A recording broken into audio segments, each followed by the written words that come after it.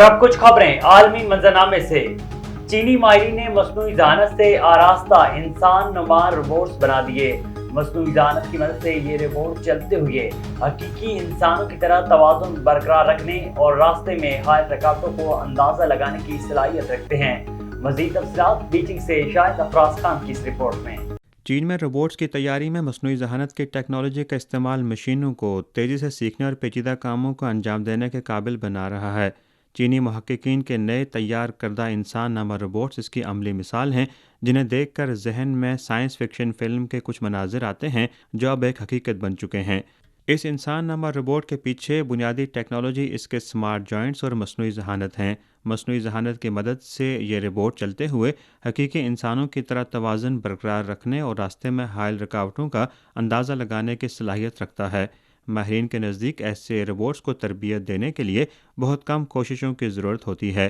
ماضی میں روبوٹس کو مختلف منظرناموں کے لیے دستی طور پر پروگرام کرنا پڑتا تھا اور تمام کوڈ ٹائپ کرنا پڑتے تھے، جس میں بہت وقت اور توانائی صرف ہوتی تھی۔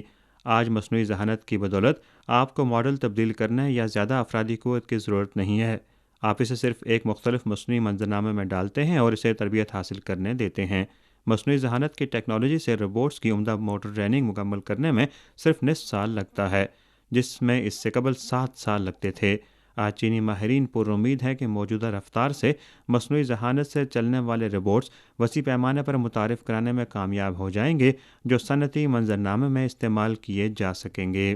چین میں اس وقت روبوٹکس شعبے کی ترقی عروج پر ہے، جسے مصنوعی ذہانت سے آراستہ کرتے ہوئے مزید معاشی سماجی ثمرات کے حصول کو یقینی بنایا جا رہا ہے۔ شاہد افراز خان، بیجنگ۔ شام میں اسرائیل کے فضائی حملے میں عالمی ادارہ صحت کے ایک کارکن سمیت 15 افراد مارے گئے۔ غیر ملکی میڈیا رپورٹ کے مطابق اسرائیل کی جانب سے فضائی حملہ شام کے مشرقی علاقے دیر الزور میں کیا گیا۔ حملے کے نتیجے میں عالمی ادارہ صحت کا ایک کارکن ہلاک، 14 شامی شہری شہید ہوئے جبکہ متعدد شہری بھی زخمی ہوئے، جن میں سے کئی کی حالت تشویشناک ہے۔ اسرائیل نے حملے میں ایرانی پاسداران انقلاب کے اہلکاروں کو مارنے کا دعویٰ کرتے ہوئے کہا، فضائی حملوں میں کم از کم 13 ایران نواز جنگجو مارے گئے، جن میں ایک سینئر ایرانی کمانڈر شامل ہیں۔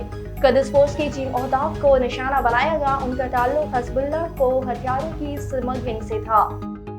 اقوام متحدہ کی سلامتی کونسل میں فوری جنگ بندی کی منظور شدہ قرارداد پر تاحال عمل نہ ہو سکا۔ اسرائیلی طیاروں نے غزہ کے علاقے المواسی میں مزید 12 فلسطینی شہید کر دیے۔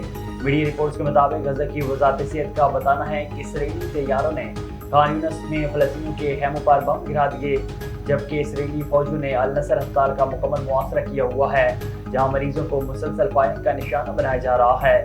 اقوام متحدہ کی نمائندہ خصوصی برائے فلسطین البانیز نے انکشاف کیا ہے کہ اسرائیل غزہ کو تباہ کرنے کے لیے 25,000 ٹن بارود استعمال کر چکا ہے، جنہوں نے کہا ہے کہ یہ اسرائیل یہ ثابت کرنے میں ناکام رہا کہ غزہ میں مارے جانے والے مرد حماس کے جنگجو تھے۔